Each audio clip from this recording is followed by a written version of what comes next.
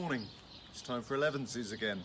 A little beacon of hope in a world where there's anxiety, but actually the spring is here.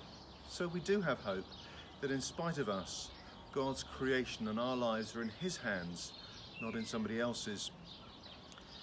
Coffee, tea, a biscuit, whatever you have early in the morning. Keep up those practices. It's good to have regular habits when there are other changes going on in life that we can have no control over. Sometimes we think, oh, I must have this, that and the other. But actually, our lives are often in the hands of other people. I want to share a story from the Old Testament. It's a story about a man of God called Elisha. And Elisha was the prophet who followed Elijah. From 2 Kings chapter 6. Just to say, before the story starts, Elisha has been hearing words from God, giving warning to his own king when the king of Aram was coming to attack. And the mind of the king of Aram was greatly perturbed because of this. He called his officers and said to them, "Now tell me, who among us sides with the king of Israel?"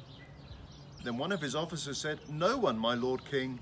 It is Elisha, the prophet in Israel, who tells the king of Israel the words that you speak in your bedchamber."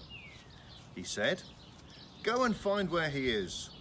I will send and seize him." He was told, "He is in Dothan." So he sent horses and chariots there and a great army, and they came by night and surrounded the city. When an attendant of the man of God rose early in the morning and went out, an army with horses and chariots was all around the city.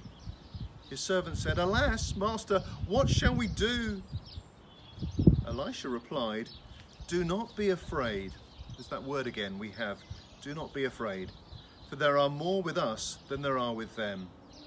Then Elisha prayed, "O Lord, please open his eyes that he may see."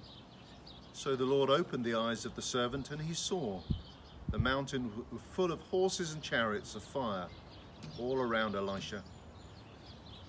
So do not be afraid. There are more with us than there are with them. What's happening is not what's going on. God's creation and God's world are in God's hands. God bless you today.